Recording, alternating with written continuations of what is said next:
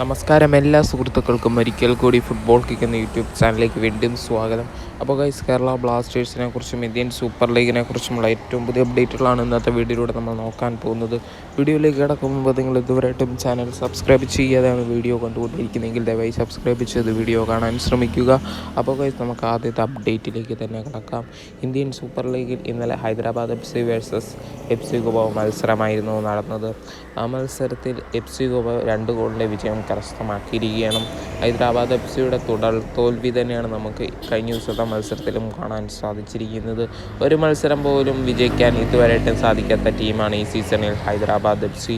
ഏതായാലും ഹൈദരാബാദ് FC മോശം പ്രകടനം കാഴ്ചവെക്കുന്നതിനും കാരണമുണ്ട് എന്ന് തന്നെ നമുക്ക് പറയേണ്ടി വരും.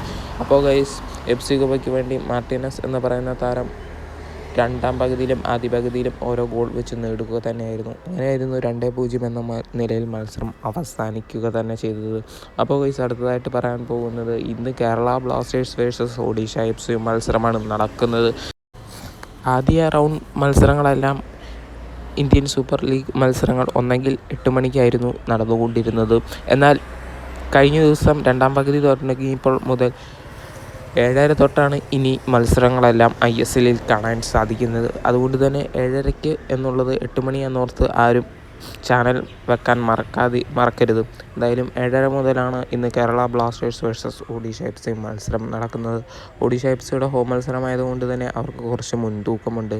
നമ്മൾ കഴിഞ്ഞ ദിവസം ഇരു ടീമുകളുടെയും സ്റ്റാറ്റ് എടുത്ത് പരിശോധിച്ചതാണ്.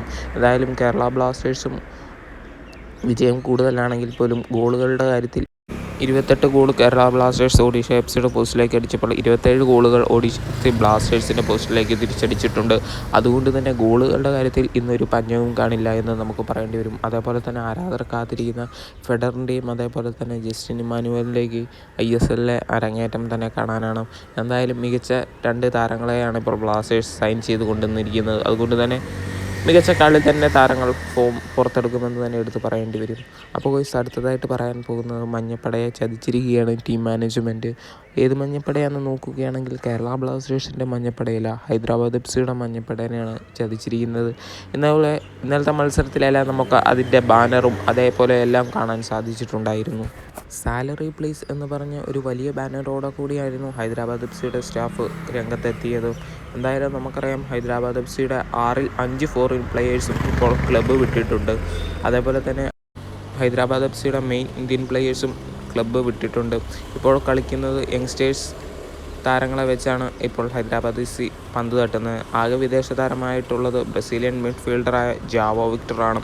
എന്തായാലും താരങ്ങൾക്കും കോച്ചിങ് സ്റ്റാഫിനൊന്നും വേതനം കൊടുക്കുന്നില്ല എന്ന് പറഞ്ഞുകൊണ്ട് തന്നെയാണ് താരങ്ങളും അതേപോലെ സ്റ്റാഫും ഇപ്പോൾ ടീം വിടുന്നതും ഇപ്പോൾ സമരവുമായിട്ട് മുന്നോട്ട് വന്നിരിക്കുന്നു. എന്തായാലും ഹൈദരാബാദ് FCക്ക് ഇതെന്ത് പറ്റിയെന്നാണ് ആരാധകരുടെ ചോദ്യം. എന്തായാലും എല്ലാം ശരിയാകുമെന്ന് കരുതി നമുക്ക് വീഡിയോ ഇവിടെ ചേർത്താം. ഇഷ്ടപ്പെട്ടെങ്കിൽ ലൈക്ക് ചെയ്യുക. Thank you.